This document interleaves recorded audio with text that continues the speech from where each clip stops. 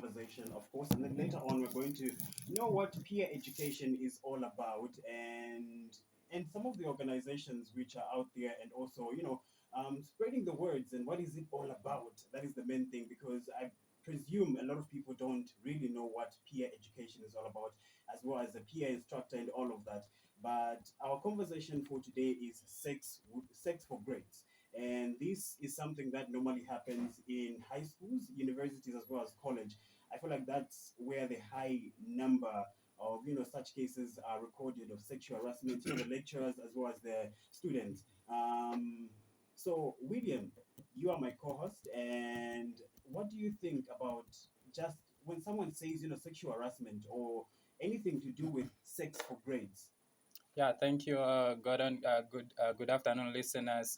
There are a lot of cases that I, I don't know if there are much research that have been done regarding this, but we still hear a lot of people, especially women, are the Mm-hmm. victims in this case, and they complain a lot about how they are harassed by lecturers in Mm-hmm. universities. Also, teachers.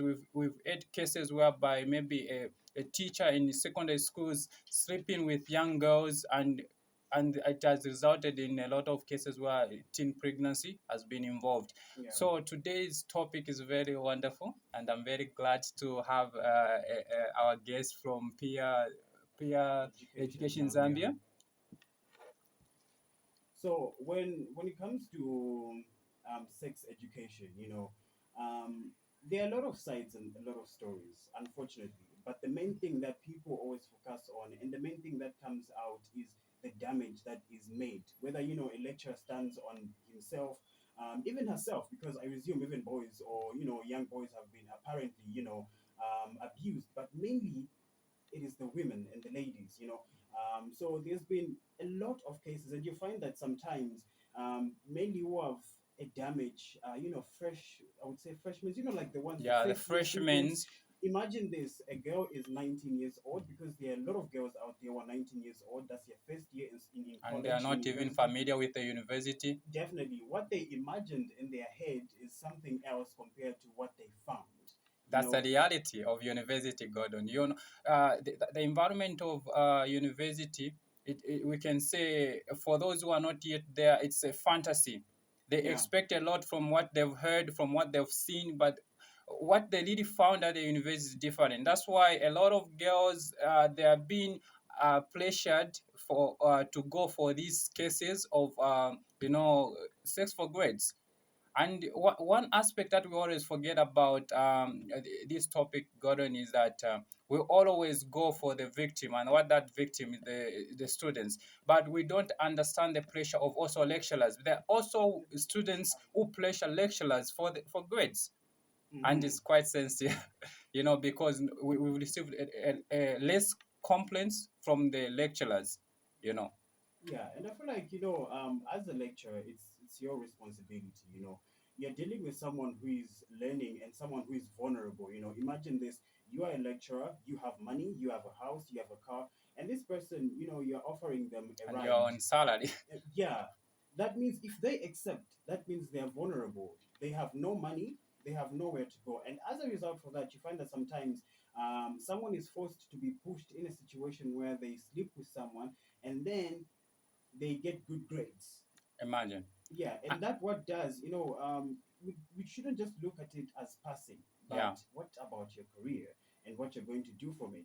There are two ways. There's someone who's going to pressure a lecturer, and they're going to say they have sex and everything, they give them better grades. And then there's also someone who's being forced. They're Yeah. intelligent, they're smart, and there was a documentary and I was watching. that's where the worry comes in, more especially where lecturers are forcing students despite knowing that they can do it for themselves. In this case, I'm sure our colleagues from peer education in Zambia will really emphasize on such cases, and we're going to learn more about such cases going. Definitely. So as I was saying, someone, the lecturer and stuff like that, there are two ways. There's someone who is vulnerable, and then there's someone who is Not not vulnerable. vulnerable. But the one I feel like the most, part is who is vulnerable. You know, you might imagine someone is going to school, they want to get education, they want to become a doctor, and then they can't even finish that course because they feel unsafe True. around class. They feel like each time they go for class, this person keeps on giving them signs. I think, Gordon, Even that's as where the far as blame goes to the as far lecturers, as because those people, they are well informed. yeah, as Yeah, far as someone has an office, then they tell the person to come to their office, and then they lock the door, and then they're forced to have sex and nothing else. There was a recent case whereby a girl was forced to have sex just because she can't see her results. yeah. They write their exams and stuff like that, and then when the results come out, the girl and her results are not there. And now what this lecturer does is forces this girl to have sex with her, and then In order to issue the results, and those are the most cases that a lot of university students, especially female, complain about, where lecturers, before even the exam, Gordon, mhm, lecturers themselves, they'll initiate that they're going to give our ladies uh, papers, answer sheets, so that before exam they are well equipped for the exams. And like the English saying, desperate measures goes for I don't know how people can assist. I don't know. Yeah, so students are always desperate when it comes to exam. They'll always try to do anything to pass the exam. That's why there's also cheating. You get a point, eh? So mhm. in that vulnerability, that's where now the lecturers took advantage of young girls, even men, although there are less cases that we've heard about them. So in that case, that's where now our lecturers who are well informed, they need to assist us in educating people, those who are ignorant about this, taking advantage of young girls. In these cases, they need to educate other colleagues on how they can preserve integrity at the institution. Definitely, your time is exactly 12:40. On the other side, we do have peer education representatives